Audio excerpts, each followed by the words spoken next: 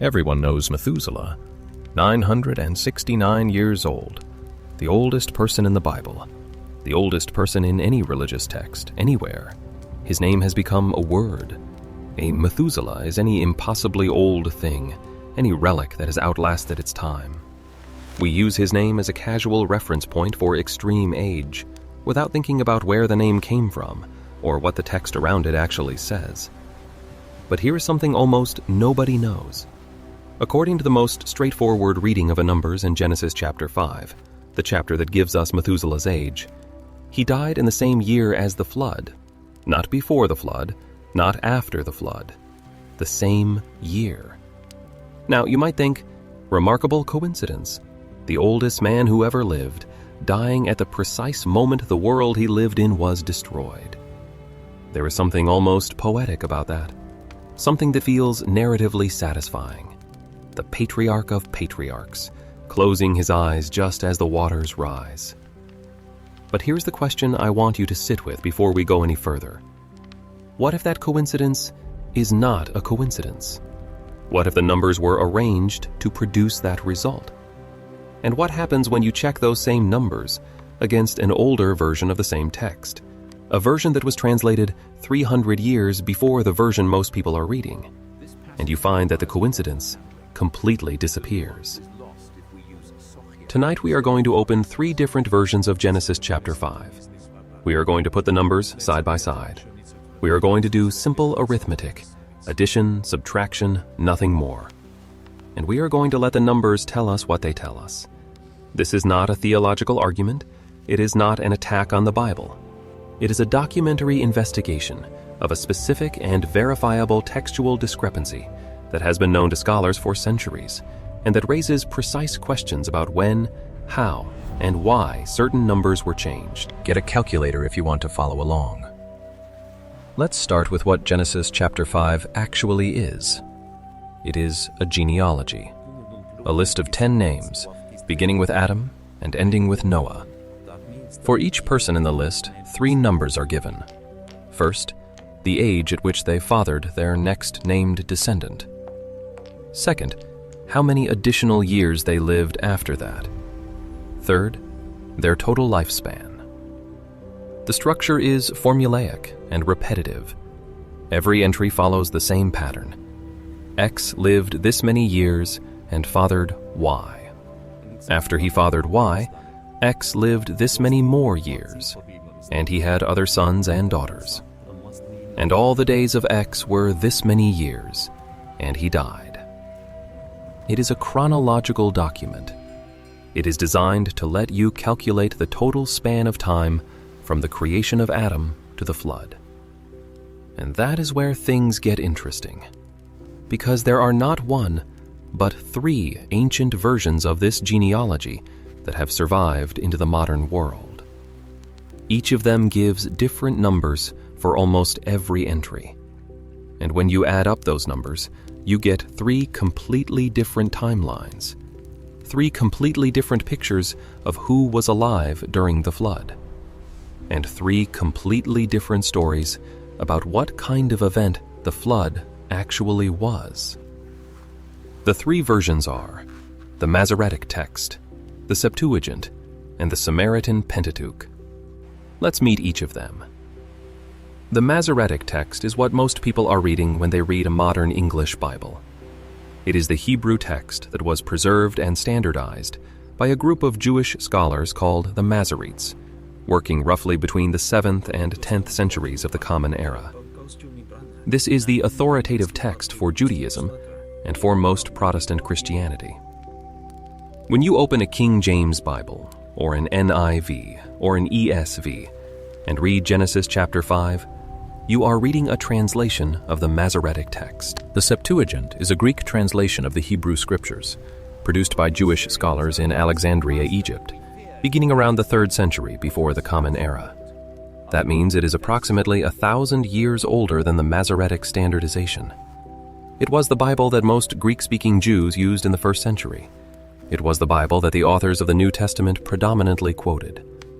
When Paul quotes the Hebrew Bible in his letters, he almost always quotes the Septuagint version. The early church used the Septuagint. For several centuries, it was simply the Bible. The Samaritan Pentateuch is the version of the Torah preserved by the Samaritan community, a group with a distinct religious tradition that separated from mainstream Judaism at some point in the ancient period. Their text has been maintained independently for over 2,000 years. It contains the same 5 books, Genesis through Deuteronomy, but with significant textual differences, including in the genealogical numbers. 3 versions of the same ancient document. And in Genesis chapter 5, they disagree with each other in ways that are not minor. Let's open the spreadsheet. I want to go through the numbers for each patriarch in Genesis chapter 5, comparing the Masoretic Text with the Septuagint. We will focus on the age at which each patriarch fathered his son, the first number in each entry, because this is where the most significant and systematic differences appear. Adam. Masoretic. Adam was 130 years old when he fathered Seth. Septuagint, 230 years old. The difference is exactly 100 years. Seth, Masoretic. Seth was 105 years old when he fathered Enosh. Septuagint, 205 years old. Again, exactly 100 years different. Enosh, Masoretic, 90 years old when he fathered Kenan. Septuagint, 190 years old. 100 years. Kenan, Masoretic, 70 years old when he fathered Mahalalel. Septuagint, 170 years old. Mahalalel. Masoretic, 65 years old when he fathered Jared. Septuagint, 165 years old. Jared. Masoretic, 162 years old when he fathered Enoch. Septuagint, 162 years old. Here the numbers agree exactly. Enoch, Masoretic, 65 years old when he fathered Methuselah. Septuagint, 165 years old. Back to a difference of exactly 100 years.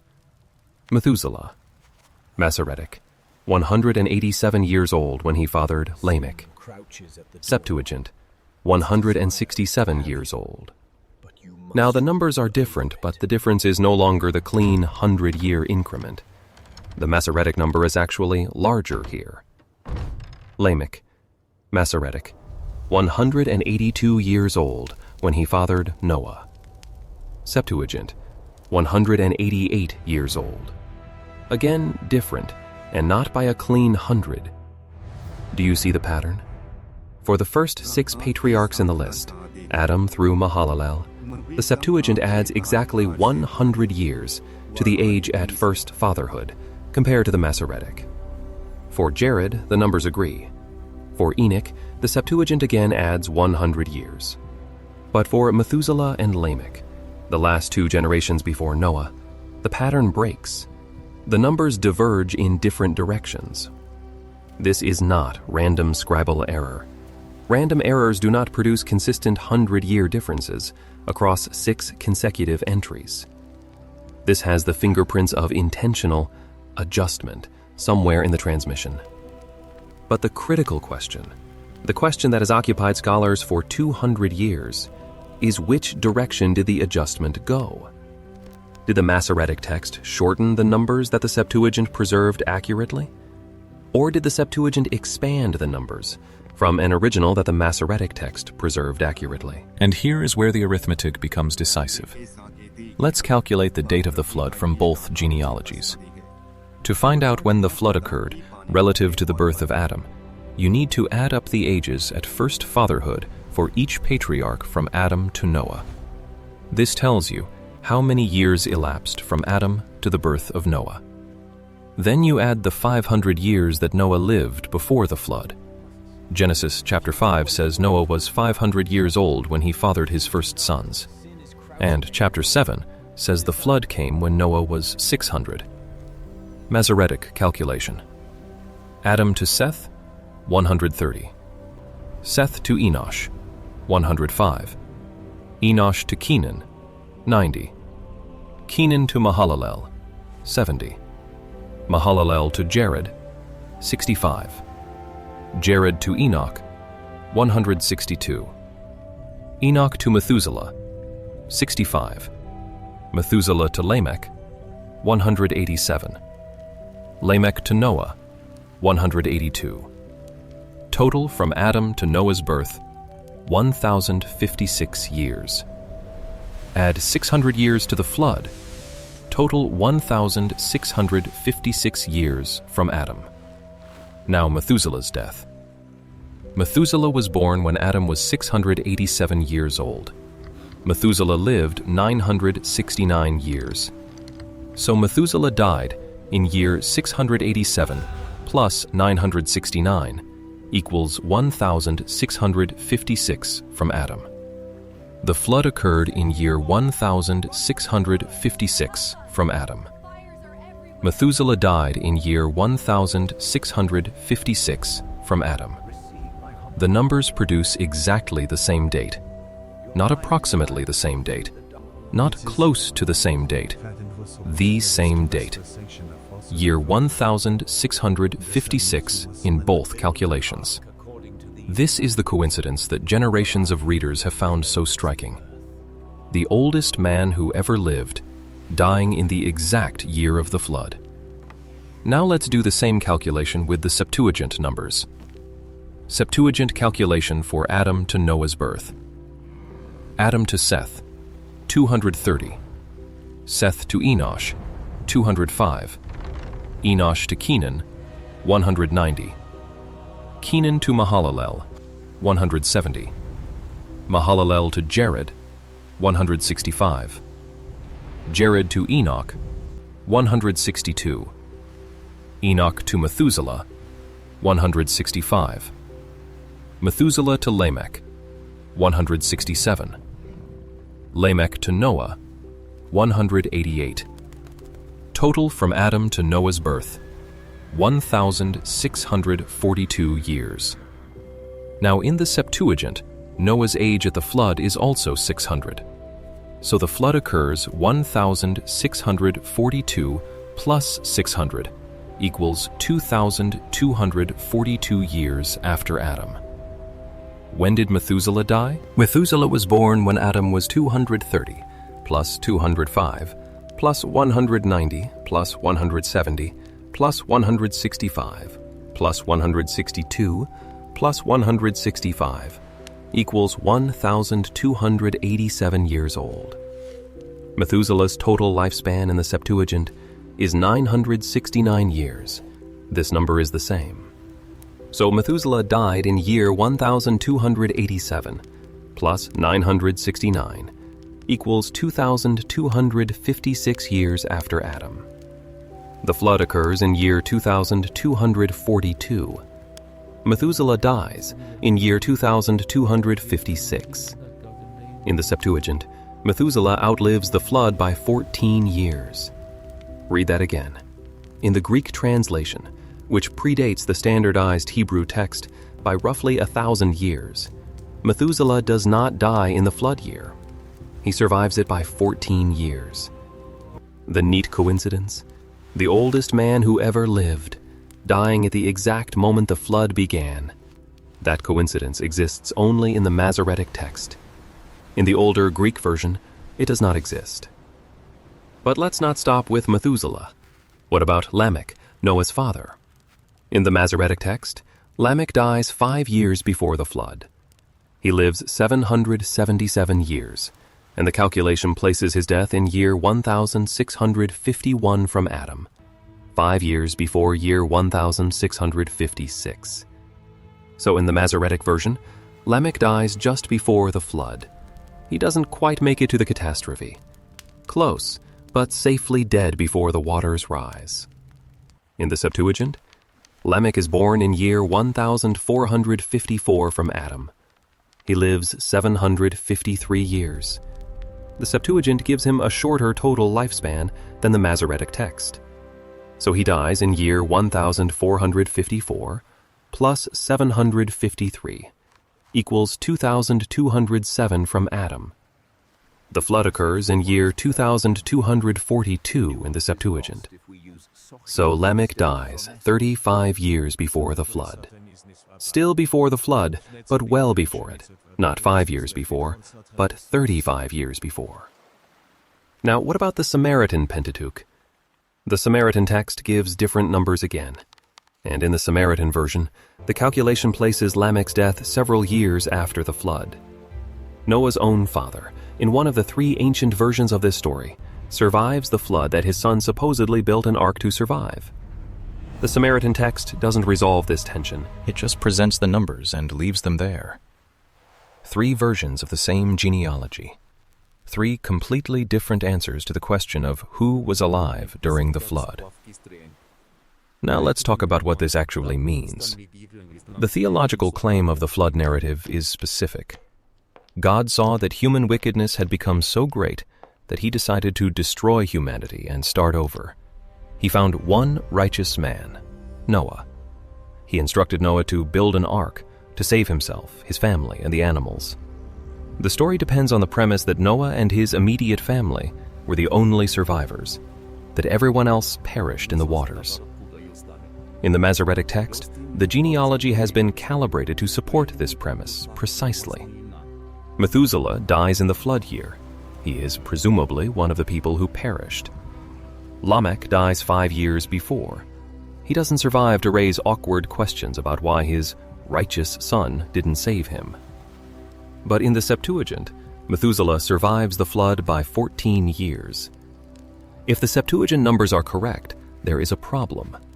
Either Methuselah was also saved, in which case the ark must have had a passenger the text never mentions, or Methuselah somehow survived without the ark, which undermines the whole narrative logic.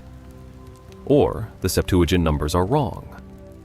And the Samaritan text creates an even more uncomfortable situation with Lamech. The point is not which version is theologically correct.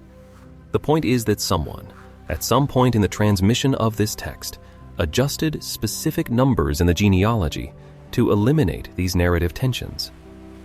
The Masoretic Text produced a version in which every member of the pre-flood generation who might have survived conveniently died before or during the catastrophe. That is not a coincidence produced by random scribal variation. That is an editorial decision. Here is where the skeptic's objection comes in, and it deserves a serious answer. The objection goes like this. These are ancient texts, copied by hand over thousands of years, in different languages, by scribes with varying levels of skill and accuracy. Number words in ancient Hebrew are notoriously easy to misread or miswrite. Small differences in letter forms can produce large differences in numerical value. What you're calling an editorial decision might simply be the accumulated effect of hundreds of individual copying errors. This is a legitimate objection, and it has been considered very seriously by textual scholars. But here is why it doesn't fully account for what we see in Genesis chapter 5. The 100-year differences in the first 6 entries are not random. If scribal errors were producing the differences, you would expect them to vary irregularly, sometimes larger, sometimes smaller, sometimes adding, sometimes subtracting. You would not expect a clean, consistent addition of exactly 100 years across 6 consecutive entries. More importantly, both the Masoretic Text and the Septuagint are internally consistent. If you add up the numbers within each version, they produce coherent timelines. The Masoretic numbers fit together to produce the striking coincidence of Methuselah dying in the flood year. The Septuagint numbers fit together to produce a different, but equally coherent timeline. Internal consistency is the signature of intentional design, not accumulated copying error. A scribe who occasionally misreads a number does not produce a text that, when added up, happens to create a meaningful coincidence. A redactor who is deliberately adjusting the numbers toward a specific conclusion does. This is the difference between a copyist and an editor. The patterns in Genesis chapter 5 have the fingerprints of an editor, not a copyist. Now let's consider the human cost of what that editing actually accomplished. Think about Lamech, Noah's father. In the Masoretic version, Lamech dies 5 years before the flood. He never sees the catastrophe. He never knows whether his son was right. He spent his life with a son who was building a massive wooden structure in response to a divine warning that no one else in the world took seriously. He presumably died without knowing the outcome. There is something genuinely poignant about this picture. The father who dies not knowing whether his strange, faithful son was vindicated. But consider what would have happened if Lamech had survived the flood. If the Septuagint or Samaritan numbers are closer to the original, Lamech should have been alive when the flood came.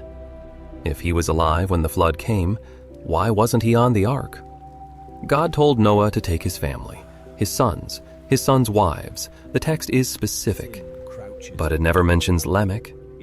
If Lamech survived the flood, as the Samaritan Pentateuch implies he should have, the narrative has a major problem. Was God wrong to exclude him? Did Noah fail his father? Was the definition of Noah's righteous family somehow limited to exclude the previous generation? These are difficult theological questions, and the most efficient way to avoid them is to make sure Lamech is dead before the flood begins, which is exactly what the Masoretic Text achieves. By moving Lamech's death to 5 years before the flood, the Masoretic redactor eliminated the question entirely. There is no awkward silence about Noah's father. There is no need to explain why the man who fathered the only righteous person in the world was not himself saved. Lamech is simply dead. Problem solved. 5 numbers adjusted, and a generation is quietly erased from the narrative. Now let's look at what this pattern reveals about the nature of ancient textual editing. We tend to think of sacred texts as either entirely preserved and immutable, handed down exactly as written, letter by letter, or as obviously corrupted and unreliable. But the reality of ancient textual transmission is more interesting and more specific than either of those pictures. The 3 versions of Genesis chapter 5 we have been examining are not the result of general degradation or careless copying. They represent distinct textual traditions, maintained by distinct communities, each of which made specific choices about what the text should say.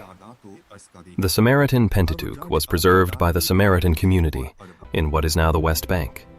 They have maintained their version independently for over 2,000 years.